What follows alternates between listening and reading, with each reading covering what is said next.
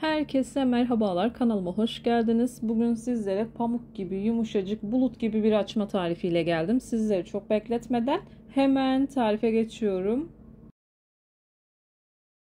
Tarifim için ilk olarak yoğurma kabına 1 paket instant maya, dilerseniz yarım paket yaş maya da kullanabilirsiniz. 3 yemek kaşığı toz şeker, 1 bardak ılık süt, 1 bardak ılık su ekledikten sonra maya ve şeker tamamen eriyinceye kadar karıştırıyorum.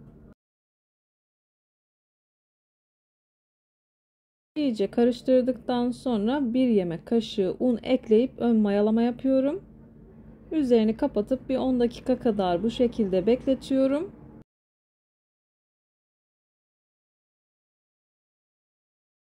Maya çok güzel bir şekilde aktifleşti. Şöyle bir karıştırdıktan sonra 2 adet yumurta hakkı ekliyorum. Sarılarını üzeri için ayırdım. 1 çay bardağı sıvı yağ ekliyorum. Yine 1 yemek kaşığı kadarını ayırdım. En son hamuru toparlamak için. Kullandığım çay bardağı ölçüsü 100 milimlik çay bardağı ölçüsüdür. Aynı şekilde bardak ölçüsü de yine 200 milimlik bardak ölçüsüdür. Her zamanki gibi. Göz kararı olacak şekilde yaklaşık 2 bardak kadar un ekledim. 1 tatlı kaşığı kadar da tuzumu ekledikten sonra spatula yardımı ile yoğunlaşıncaya kadar karıştırıyorum.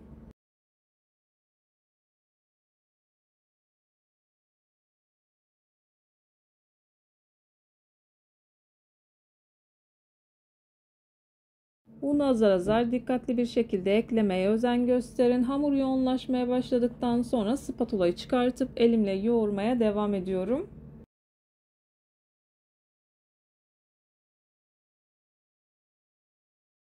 Ben bu hamur için toplamda 5,5 bardak kadar un kullandım. Unun markasına ve kalitesine göre alacağı un miktarı değişebilir. O yüzden kontrollü ekleyin.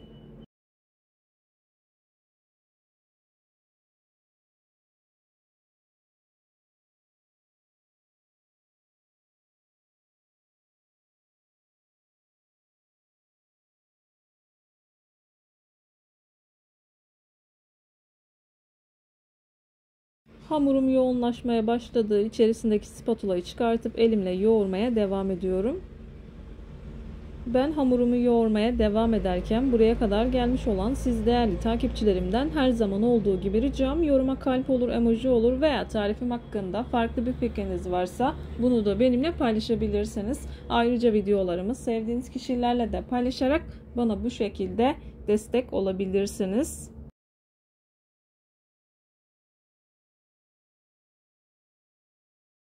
Hamur şöyle bir toparlandıktan sonra çok fazla un eklemesi yapmamak için bu aşamada ayırdığım sıvı yağını döküp hamuru toparlıyorum. Bu tarz tarifler yaparken dikkat etmeniz gereken en önemli nokta özlü ve yumuşak bir hamur yoğurmaktır. Hamuru ne kadar güzel yoğurursanız yaptığınız hamur işi tariflerinden o kadar memnun kalırsınız. Hamurumuzun yumuşak, hafif hafif ele yapışan kıvamlı bir hamur olması gerekiyor. Hamuru yeteri kadar yoğurdum. Üzerini kapatıyorum. Yaklaşık 1 saat kadar mayalandırıyorum. Mayalanma süresi odanızın sıcaklığına göre değişkenlik gösterebilir. Hamur 2 katına çıktıktan sonra hamurunuzu kullanabilirsiniz.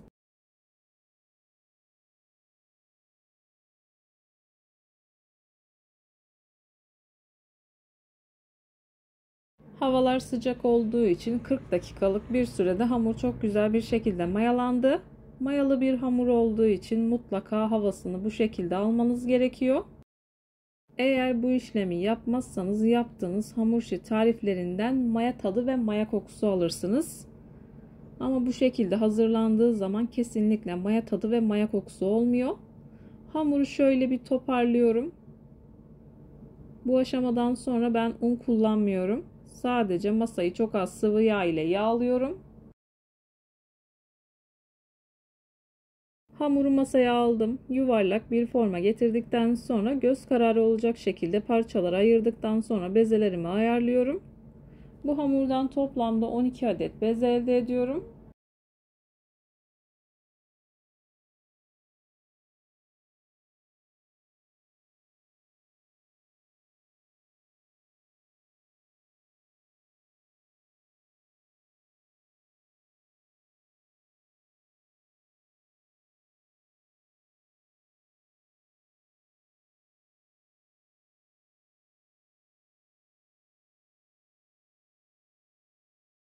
Bezeleri ayarladıktan sonra güzel bir şekilde dinlenmesi için üzerine biraz sıvı yağ sürüp 10 dakika kadar dinlendiriyorum. Daha rahat bir şekilde şekil vermenizi sağlayacak.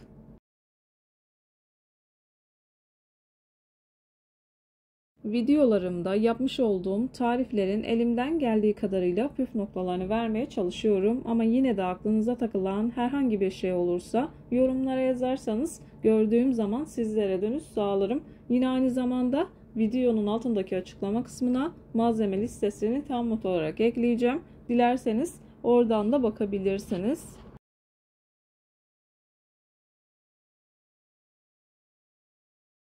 Bezelerimi yağladım. Üzerini streçle kapatıyorum. Hamurun üzerine örttüğüm streçi tekrardan kullandım. 10 dakika kadar dinlendirmeniz yeterli olacaktır.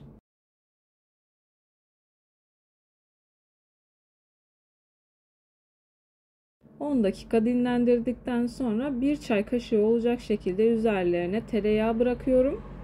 Dilerseniz margarin de kullanabilirsiniz. Eğer elinizin altında katı yağ yoksa sadece sıvı yağ ile de yine yapabilirsiniz.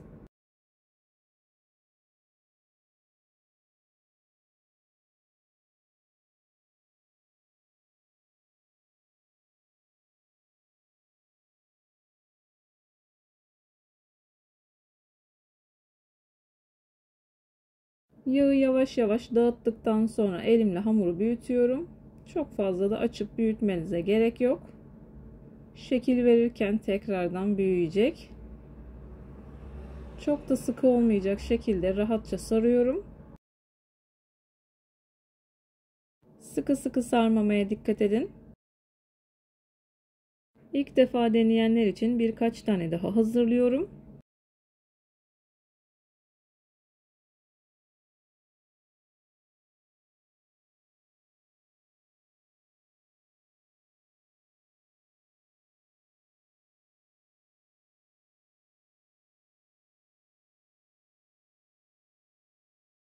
Sardıktan sonra eğer vaktiniz varsa bir 5 dakika kadar dinlendirebilirsiniz veya ilk hazırlamış olduğunuzdan başlayarak şekillendirme aşaması yapabilirsiniz. Uç kısımlarını bu şekilde birleştirdim. Daha farklı şekillerde de birleştiriyorum. Diğer videolarımdan dilerseniz bakabilirsiniz. Ayrıca birçok hamur işi tarifine kanalımdan ulaşabilirsiniz. Kete tarifleri, baklava tarifleri, su böreği tarifi, mantı tarifi çok sevilen, çok beğenilen içli köfte tariflerime de yine kanalımdan ulaşabilirsiniz. Açmaları hazırladıktan sonra soğuk fırında 20 dakika kadar tepsi mayası yapıyorum. Üzerini kapatmanıza gerek yok. Fırın zaten kapalı olduğu için hava almıyor. Üzerine yumurta sarısı ve sıvı yağ karışımı sürüyorum. Güzel bir şekilde kızarmasını sağlıyor sıvı yağ. Köy yumurtası olduğu için sarısı biraz yoğun gelebilir. İçerisinde herhangi bir şey yok.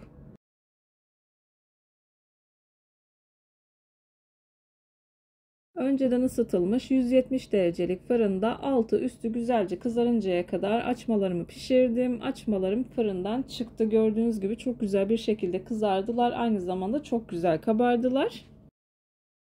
Sizler açmanın güzelliğini izlerken bu arada ben de videonun sonuna gelmek üzereyim. Sizlere veda edeyim. Videoyu beğendiyseniz beğenmeyi, kanalıma hala abone değilseniz kanalıma abone olmayı, bildirim zilini açmayı lütfen unutmayın. Kendinize ve sevdiklerinize çok iyi bakın. Hoşça kalın. Allah'a emanet olun.